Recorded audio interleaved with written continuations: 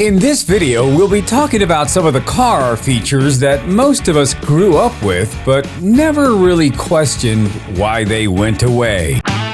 Here are some of the car features of the 70s and 80s that disappeared and why. Let's begin with the T-top. Despite the fact that General Motors was the company that originated the design of the removable T-top roof, other automakers eventually adopted it. T-tops were an iconic part of the 1970s and 80s. The problem was that they had a lot of safety issues. The structural safety of the car was compromised by T-tops. Then you had the leaking roofs, and even damage to the T-tops caused by improper storage of the glass panels. In the end, automakers abandoned this concept completely, continued to offer them as an option on some models until the year 2002. Next are Landau roofs. They were once regarded as the height of American luxury. These sometimes vinyl roofs were meant to resemble a convertible, and they got their name from a horse-drawn carriage that originated in Landau, Germany. The only problem with these roofs was that they would deteriorate and eventually fall apart. Replacing the vinyl could be an expensive proposition and not something that many people wanted to deal with. This style of roof went out of style in the 1990s, despite the fact that it had been popular. Next up are power antennas. The history of the automobile power antennas dates back to the mid-1950s, when car manufacturers began to incorporate radio receivers into the design. Initially, car radios used manually operated antennas that were mounted on the car's fenders or roof. These antennas had to be extended and retracted manually by the driver or passenger. The first power antenna system was introduced by Chrysler in 1960.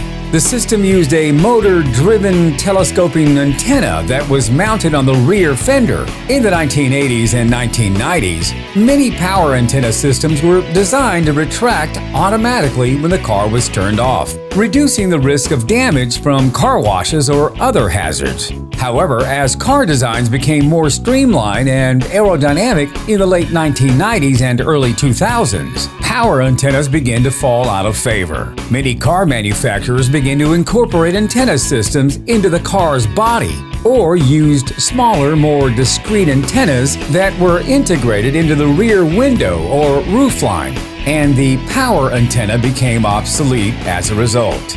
Up next is the old CB radio. I'm not gambling with my safety this winter.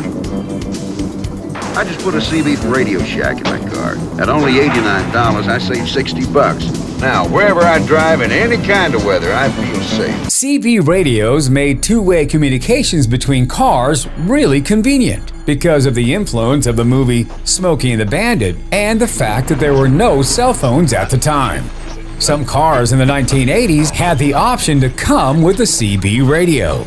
Nonetheless, CB radios are still available, and many enthusiasts, truck drivers, and those who work in emergency response continue to use the gadget. It would appear that some dependable technologies such as CB radios never fully got out of popularity.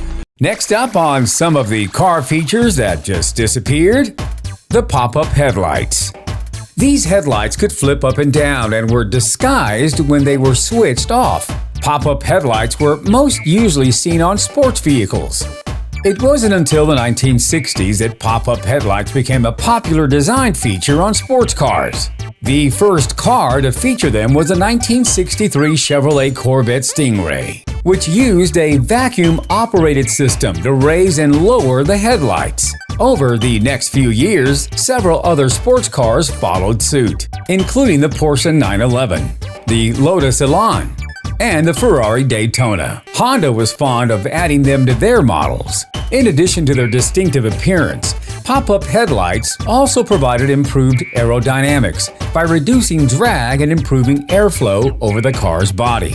By the 1990s, the pop-up headlight was on the verge of extinction due to safety concerns. As a result, manufacturers began phasing out this light configuration, and it was completely phased out by 2004. Next up, wood paneling. The image of a family going on vacation in a wood panel station wagon wasn't something just seen in the movies. Many car models came with fake wood panels along the sides. While this wasn't a bad-looking feature at the time, it was cheaply made, causing the paneling to fall off or disintegrate. Many different cars used this wood paneling, with Chrysler being one of the last companies to offer it on their Town & Country minivan up until 1996. Today, wood paneling is a terrific accessory for vintage cars, and it also serves as a pleasant visual reminder of memorable family vacations spent in the station wagon. Next up on car features that just went away is the bench seat. Like most features of early American cars, front bench seating was a holdover from the horse-drawn carriage. It allowed for additional passengers or simply gave everyone a little more room.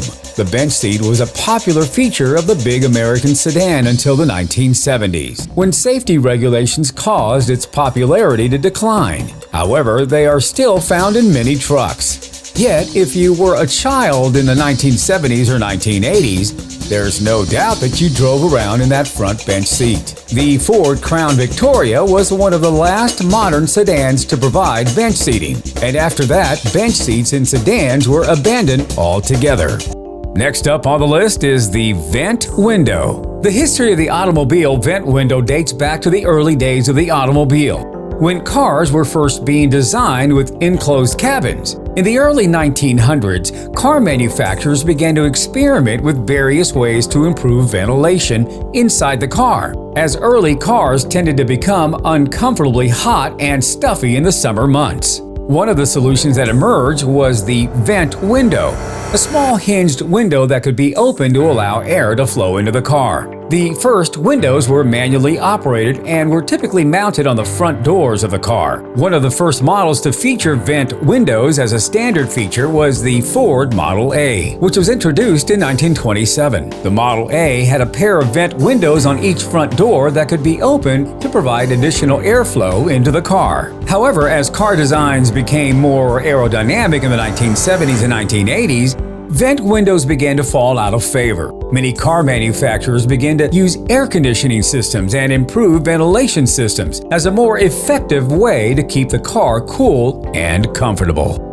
Next up on some of the car features that just disappeared was the automatic seatbelt. The history of the automatic seatbelt dates back to the late 1970s, when car manufacturers began to explore new ways to improve vehicle safety. One of the innovations that emerged during this time was the automatic seatbelt. The first automatic seatbelt system was introduced by the Japanese car manufacturer Mazda in 1975. It is unclear what the appeal of automatic seatbelts is, but a significant number of compact cars produced in the 1980s were equipped with this feature. By the early 1990s, this feature was completely removed from the vehicle. Thank you.